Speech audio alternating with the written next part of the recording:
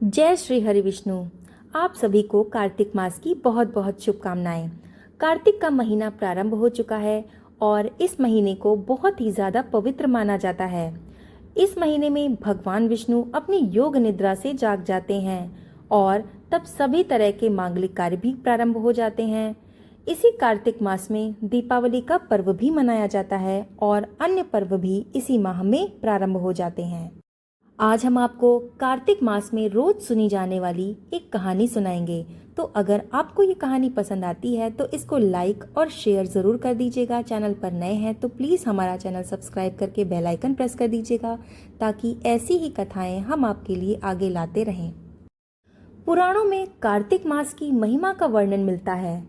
इस मास में दीपदान, स्नान, विष्णु पूजा और तुलसी पूजा के साथ ही पौराणिक कथा सुनने का भी बहुत अधिक महत्व है।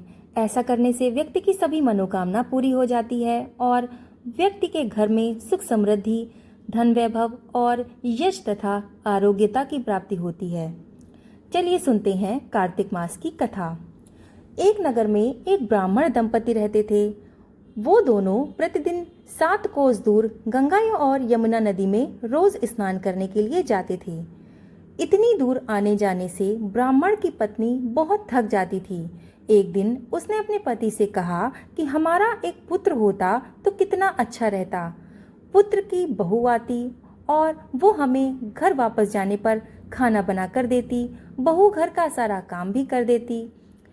अपनी पत्नी की ये बात सुनकर ब्राह्मण कहने लगा कि तूने बात तो बिल्कुल सही कही है, चल मैं तेरे लिए बहू ही ला देता हूँ।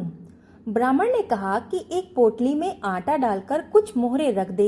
ब्राह्मण के कहे अनुसार उसने पोटली बांध दी और पोटली लेकर ब्राह्मण चला गया। रास्ते में यमुना नदी के किनारे बहुत ही सुंदर लड़कियां उसको दिखाई दे रही थीं। वे रेत में घर बनाकर खेल रही थीं। उनमें से एक लड़की ने कहा कि मैं अपना घर नहीं बिगाड़ूंगी, मुझे तो रहने के लिए ये घर चाहिए। लड़की की बात सुनकर ब्राह्मण अपने मन ही मन में सोचने लगा कि क्यों ना इसी लड़की को बहू बनाया जाए। जब वो लड़की जाने लगी तो ब्राह्मण भी उसके पीछे पीछे उसके घर तक गया। वहां जाकर ब्राह्मण ने उस लड़की से कहा कि बेटी, कार्तिक मास चल रहा है, इसलिए मैं किसी के घर नहीं खाता। मैं अपने साथ आटा लेकर आया हूँ। तुम अपनी माता से पूछो कि क्या मेरे लिए वो आटा छानकर 4 रोटी बना देंगी। यदि वो मेरा आटा छानकर रोटी बनाएंगी तो मैं ये रोटी खा लूँगा। लड़की ने जाकर अपनी माँ को सारी बात बताई। माँ ने कहा कि ठीक है, जाकर ब्राह्मण देव से कह दो कि वो अपना आटा दे दे तो मैं रोटी बना दूंगी। जब वो आटा छानने लगी तो आटे में से मोहरें निकली। वो सोचने लगी कि जिस आटे में इतनी मोहरें हैं उसके घर में कितनी मोहरें होंगी। जब ब्राह्मण खाना खाने के लिए बैठा तो लड़की के माँ ने उस ब्राह्मण से पूछा कि क्या आपका कोई लड़का है और क्या आप उस लड़के की सगाई कर रहे हो। ये सुनकर ब्राह्मण कहने लगा कि मेरा लड़का तो काशी में पढ़ने गया हुआ है, लेकिन यदि तुम कहो तो खान कटोरे से विवाह करके मैं तेरी बेटी को अपने साथ ले जाऊं। लड़की की माँ ने कहा कि ठीक है ब्राह्मण देव। इस पर लड़की की माँ ने लड़की की खांड कटोरे से शादी करके ब्राह्मण के साथ उसको भेज दिया। ब्राह्मण ने घर आकर कहा, रामू की माँ, दरवाजा खोल कर देख, मैं तेरे लिए बहू लाया हूँ। ब्राह्मण की पत्नी भीतर से बोली कि हमारे तो कोई बेटा बेटी नहीं हुआ तो बहू कहाँ से लाए। दुनिया ताने मारती थी, अब आप भी मारने लगे। ब्राह्मण कहने लगा कि तू दरवाजा खोल कर तो देख। जब ब्राह्मणी ने दरवाजा खोलकर देखा तो सामने उसने देखा कि सच में सामने तो बहू खड़ी थी। उसने बहू का स्वागत सत्कार किया और उसको स्वागत करके अंदर ले गई। अब क्या था, अब जब ब्राह्मण और ब्राह्मणी दोनों नदी में स्नान करने के लिए जाते तो पीछे बहू घर का सारा काम करके खाना आदि बना देती, उनके वस्त्र आदि धो देती और रात में उनके हाथ पैर भी दबाती। इसी तरीके से दिन बीतते गए और ब्राह्मणी ने अपनी बहू से कहा कि बहू, कभी भी चूल्हे की आग को मत बुझने देना और मटके का पानी खत्म मत होने देना। परंतु एक दिन चूल्हे की आग बुझ गई। ये देखकर बहू घबरा गई और भागी भागी अपने पड़ोसन के पास गई और कहा कि मेरे चूल्हे में आग बुझ गई है, मुझे थोड़ी आग चाहिए। मेरे सास ससुर सुबह 5 बजे से गए हुए हैं, वो थके हुए घर आएंगे, इसलिए मुझे उनके लिए खाना बनाना है। ये सुनकर पड़ोसन ने कहा कि तू तो बावली है, तुझे तो ये दोनों मिलकर पागल बना रहे हैं। इनके तो कोई पुत्र ही नहीं है, ये निसंतान है। बहू ने कहा, नहीं नहीं, ऐसा मत बोलो, इनका बेटा तो बनारस काशी में पढ़ने गया हुआ है। इस पर पड़ोसन ने कहा कि ये सब तुझे झूठ बोलकर यहाँ लाए हैं। मेरी बात मान और सुन कि इनका कोई बेटा नहीं है। अब बहू पड़ोसन की बातों में आ गई और कहने लगी कि आप ही बताओ कि मैं क्या करूं।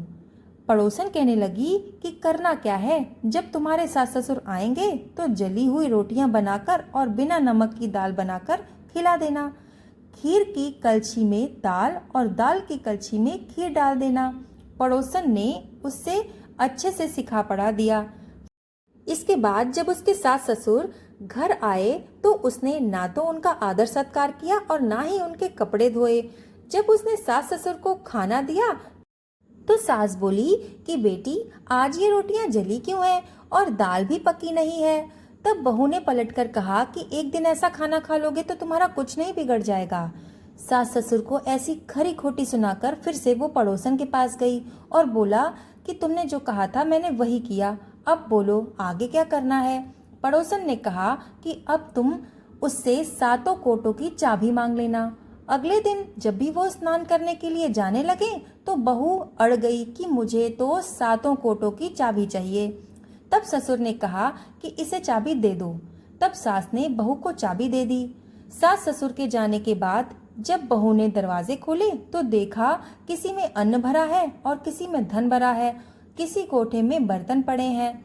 जब उसने ऊपर 7वां कोठा खोला तो उसने देखा कि शिव जी, माता पार्वती, गणेश जी, लक्ष्मी जी, पीपल पथवारी, कार्तिक के ठाकुर, राई दामोदर और तुलसी जी का बिड़वा, गंगा यमुना और 33 कोटि देवी देवता वहां पर विराजमान हैं।